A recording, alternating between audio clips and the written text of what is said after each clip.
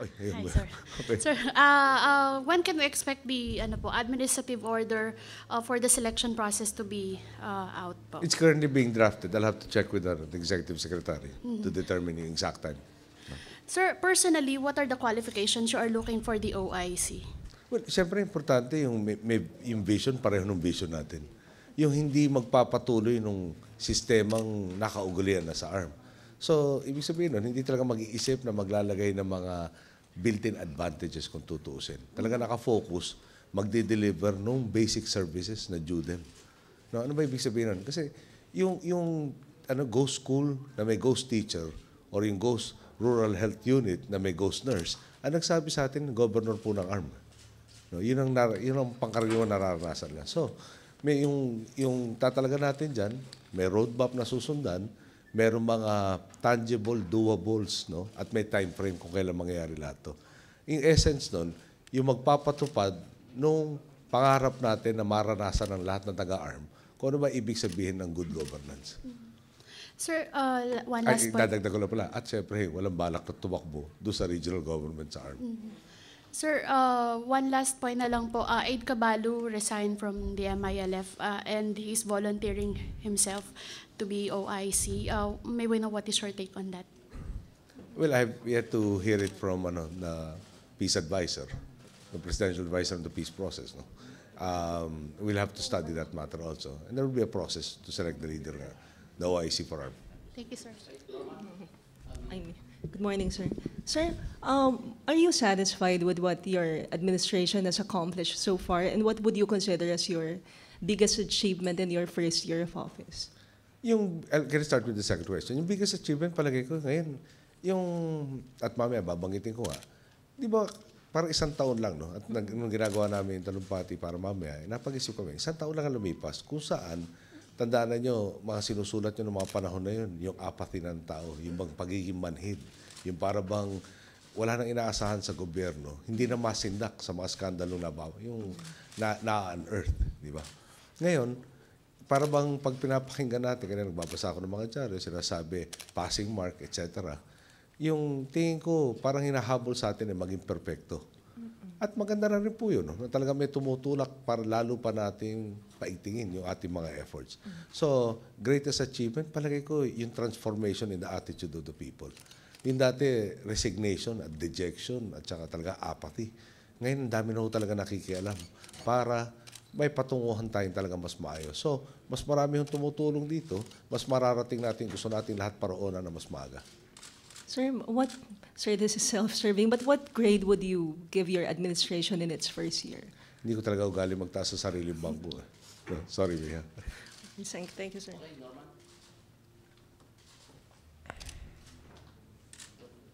Sir, good morning. Sir, Nakagulat ka naman, Norman. Sige, Norman. sir, yesterday the Web family has accused Justice Secretary De Lima of electioneering, and they are threatening her with a case of disbarment. Matapos nga po yung pagpresenta niya ng bagong ebidensya laban kay Hubert, even after the Supreme Court has already decided with finality on her case. Sir, do you agree with Justice Secretary De Lima's decision to present the new evidence despite yung circumstance that the Supreme Court has already acquitted him? Well, meron pa namang what is her function, di ba? To serve the ends of justice. And that's where the evidence pointed, according to her. And let us not forget that there were, I think, two, no, who never, there's a concept in law kasi, pag wala sa territory natin, yung accused, hindi tumatakbo yung prescription period. There are at least two na were never taken in the custody of our courts, I think is the phrase I'm looking for.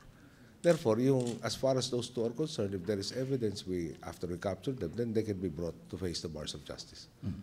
Sir, so Secretary De Lima still enjoys your trust and confidence amid these allegations of supposed electioneering and impropriety in the presentation of these new evidence? We have democracy in place. We're supposed to be governed by the rules of law. Then if the aggrieved party feels that there is basis, then they can file the appropriate charges in the appropriate fora. Sir, she still has your support? Yes. Okay. Thank you, sir. Si Joel may maikling tanong ngayon. Good morning, Mr. President. Sir, yesterday, the Supreme Court, in a ruling on the PLDT case, it virtually changed the interpretation on foreign ownership of business. And Mr. Pangilinan said this is tantamount to economic sabotage. And the PSE also released a statement that this might result in capital flight. And the ruling comes at a time when we are about to bid out our PPP projects. Sir, how can we, what do we plan to do about this, and how can we reassure foreign investors? It is no secret, no? So Mr. Pangilinan and his group are some of the most active business groups within the country. They are involved in so many projects. And of course, pag nagkaroon ng issue sa ownership, there is that disruption. However, I did ask my lawyers to secure a copy of the decision so we can study it. Unfortunately, I think na ma-release either yesterday ng hapon or ngayon pa lang yung actual copy. And as you know, I don't normally comment on matters that I have not actually studied. So if you can give me some more time, we'll have to await the study on the decision that is yet to be released. Sir, pero the aim of the study is to find out if there's something that the government can do. Definitely. No?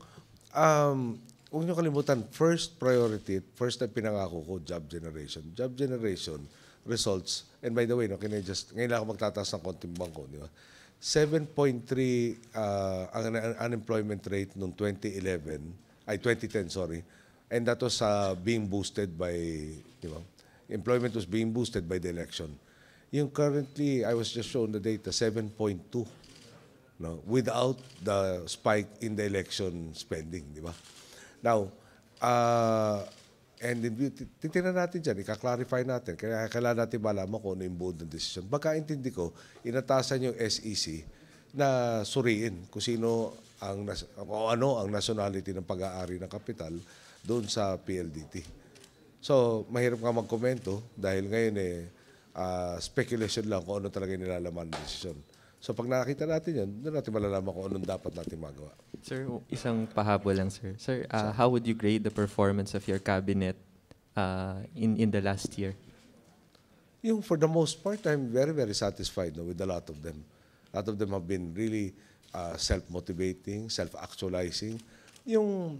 May yabang na ako, for instance, na may darating na sakuna na bago ko pa matanong si Secretary Dinky, sigurado ako nandun na siya at inaasikaso natin mga kababayan. No? Yung sa Davao kahapon, bago ko nakausap si Vice Mayor Duterte, naipadala na ang ating tulong na pagkain para doon sa mga nasalanta ng bagyo. Yung Pag-asa, pag nakakausap ko si Yusek Yumul, no, sigurado ako pag sinabi niya, ang laking chances na tama yung sinasabi niya. Pag sinabi niya magdala ka payong, magdala ka na ng payong. Pag sinabi niya huwag pumalaot, tama yung alon matindi. Yung ating economic team, i-demonstrate naman po nila, no, hindi iisa sa mga rating agencies ang nag-upgrade sa atin sa panahon na nagda-downgrade sila na napakarami ibang bansa. Lahat po na nakikinikilala, yung Fitch, yung Standard & Poor's at yung Moody's, sabay-sabay, meaning sa pareho ng taon, in-upgrade tayo. Isa, 2 beses pa ho yata tayo in-upgrade. Pati na rin yung sa Japan. So, yung pagpasok, yung ating ekonomiya, lumaki na 7.6 last year. Ngayon, may dagok nang nangyayari sa Middle East, sa Japan, pero nasa 4.9 pa rin tayong growth. No? Nasa parang upper third naman yata ng ating rehiyon. So, talagang masaya rin na po ako sa kanila. Sa ating kapulisan, ang dami pong nasosolve na mga krimen na nai-report sa atin, pati yung mga mabigat na krimen. So, mas mahaba sagot ko sa iyo. Meron siyempre, tulad ng sino man, no? Hindi ko masasabing kami ay tao, by definition ng tao, ginawa, imperfect. Pwede hong mag-strive for more perfection. So, inaasahan ko, yung ginawa nila nitong taon na to, ginawa namin pinagtulungan, yun po kumbaga base. Hindi pwedeng mas mahina ang magiging resulta din sa susunod taon. Kailangan mas mataas. At for your fourth final question. Sir, final na talaga, sir. Okay. Sir, but so you don't plan on replacing any of the cabinet members even when you admitted na there's 3 of them who always bring you bad news? Hindi ko naman itatalaga sila kung hindi palagay ko mataas ang kwalifikasyon. No? Kung hindi palagay ko sila karapat-dapat talaga doon. Pero ganun pa man din, no? Meron pa ako isang kakausapin at pag hindi kami nagkaigihan, palagay ko baka mabigyan siya ng ibang assignment. cabinet na tinatanong nyo. Customs is not cabinet rank. So, yung customs, sir, walang changes kay Mr. Alvarez. Just wait, we'll report it to you once it's ripe. Thank you, sir. Okay? Thank you.